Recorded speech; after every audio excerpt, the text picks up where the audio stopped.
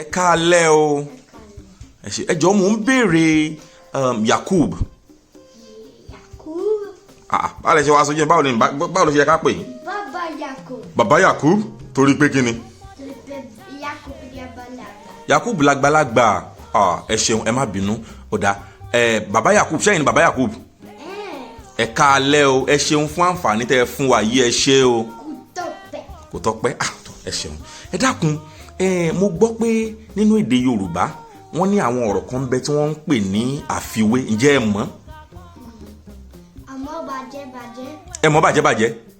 Ṣé ẹ lè ṣàlàyé fún mi tí n bá ti ń bi yín? Ẹ ṣeun. Tí Yorùbá bá sọ yìí pé ó gbóná bíi gbóná bíi iná, ó tutù bíi yìnyín, ó yára bíi ẹ̀ta, tàbí ẹyẹ kíni tó ń fò lókè, ẹyẹ àṣá tó ń fò lókè, ẹyẹ àṣá. Ẹ ṣeun. Tàbí tó ń bá tún wá sọ pé ó ga bíi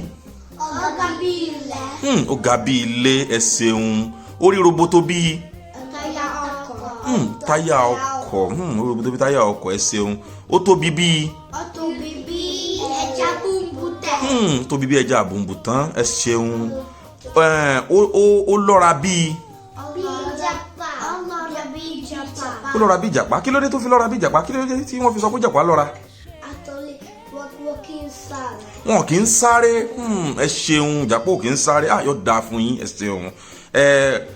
Tí wọ́n bá sọ yìí pé ó dúdú bíi tí ilẹ̀ bá ti ń sọ.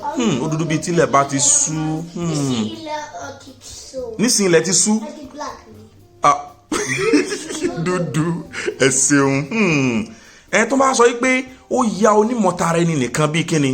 Bí ìjọba Nàìjíríà. Kí lẹ sọ? That is God. Èmi ò ní ká ilé ìkàlẹ̀ o. Ìjọba Nàìjíríà. Ó dàrú. Kindly subscribe to our YouTube channel Yoruba Pikin and remember to hit the notification bell to enjoy more of our videos. Thanks for watching. Bye. Ó dàbọ̀.